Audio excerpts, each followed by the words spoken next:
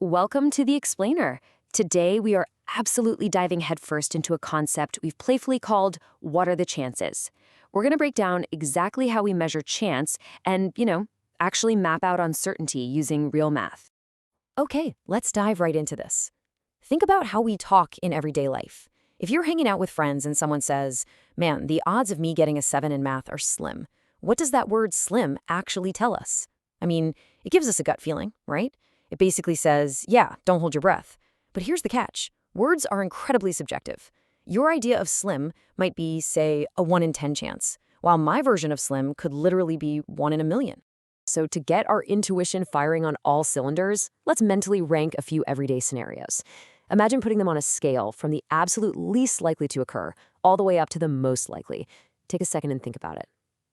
You probably instantly dropped going to Mars tomorrow right at the very bottom, right? Practically impossible. And something like wearing shoes tomorrow, boom, right at the top, practically guaranteed. Then you have things like it raining today or rolling a 6 on a die, and those just kind of float somewhere in that murky middle. Honestly, our brains are just naturally wired to gauge these kinds of likelihoods. But, well, here's where we hit a bit of a wall.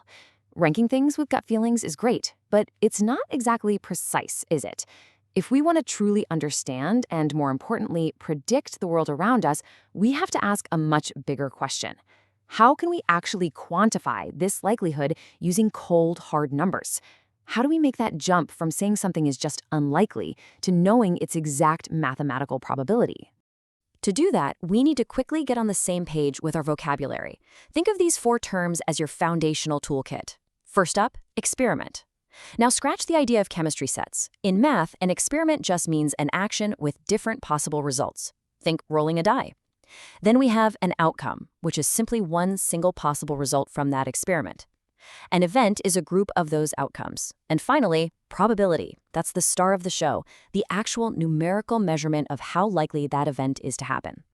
And this brilliantly illustrates exactly how we measure that probability. We use a really simple fixed mathematical scale that goes from 0 to 1. On the far left end, a 0 means an event is completely, entirely impossible. No way it happens. On the far right, a 1 means it is absolutely guaranteed. Right smack in the middle at 0.5, you've got a perfectly even 50-50 shot. And what's really great about the 0 to 1 setup is how easily these decimals convert into percentages. So 0 to 1 becomes a 0% to 100% chance. Easy, right? Now, to figure out exactly where an event lands on that scale, we absolutely must know every single thing that could possibly happen. And that brings us to a massively important concept, the sample space. Honestly, you can just think of the sample space as our mathematical blueprint. It's the complete, total set of all possible outcomes of an experiment. For example, if you just toss a coin, your sample space is simple, heads and tails.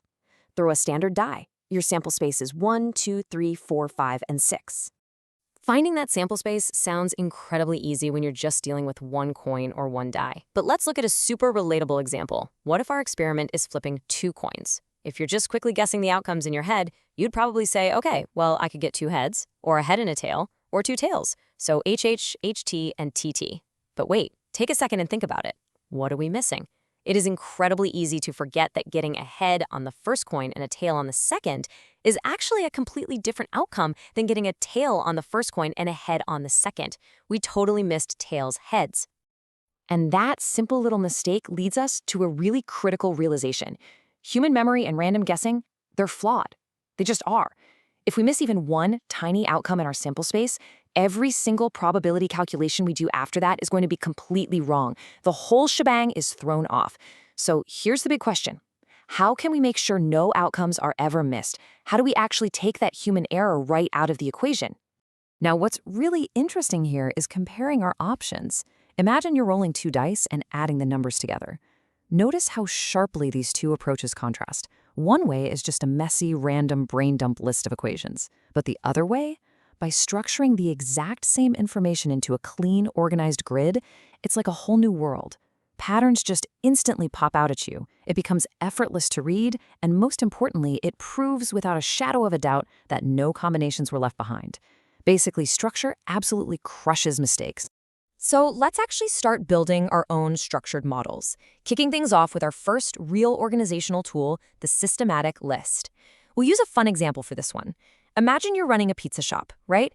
And you need to list out every single possible topping combination using just 3 ingredients: pepperoni, sausage, and mushrooms. How do you know, for an absolute mathematical fact, that you've mapped out every combo? You definitely don't want angry customers screaming about a missing pepperoni and mushroom pie. Well, if you just rely on random guessing and start shouting out combos as they pop into your head, like sausage, oh, pepperoni and mushroom, wait, just cheese, you are almost guaranteed to either skip one or accidentally count one twice. It's a mess. Systematic listing, on the other hand, guarantees mathematical accuracy. And you do this by locking down just one variable at a time. So for instance, first you list all the pizzas with 0 toppings. Done. Then all the pizzas with exactly 1 topping. Done. Then exactly 2 toppings. By following this rigid step-by-step system, you're building a totally flawless sample space. Now let's move forward and see how this builds, because lists are great, but what happens when our experiment gets a bit more complicated? Let's say we want to show all the possible results from rolling a standard 6-sided die and flipping a coin at the exact same time. This is where we bring in tables. Tables are basically the ultimate organizational tool for perfectly mapping out outcomes whenever you're combining 2 completely different experiments together. Let's practice setting one of these up conceptually. Imagine rolling a die and at the exact same time randomly choosing from 3 cards, labeled A, B, and C. To build this table, you just make your columns represent the 3 cards, A, B, and C. Then your rows would represent the die, numbered 1 through 6. By simply filling in the intersections, like drawing card B and rolling a 4, the physical structure of the rows and columns is literally doing all the heavy lifting for your brain. It becomes visually impossible to miss an outcome. So the absolutely crucial point here is this. We aren't just using lists and tables to make our math look neat and pretty. We use them because organization carries immense mathematical power. Structured diagrams let us create totally complete sample spaces. They basically act like a built-in alarm system that immediately flags if an outcome is missing. And ultimately, they just vastly improve our mathematical accuracy. Systematic models are exactly how we quantify uncertainty, and we do it perfectly. As we wrap up the explainer today, I really want to leave you with a thought to chew on. We've just seen how absolutely vital structured organization is for getting accurate results in probability and math. But take a step back for a second. When outside of math, might this kind of organization matter just as much? How might systematically listing out your options, or maybe building a quick mental table, help you make better, more accurate decisions in your everyday life? It's something to think about. Thank you so much for joining me to explore the fascinating world of chance. Keep questioning, keep organizing, and we will see you in the next one.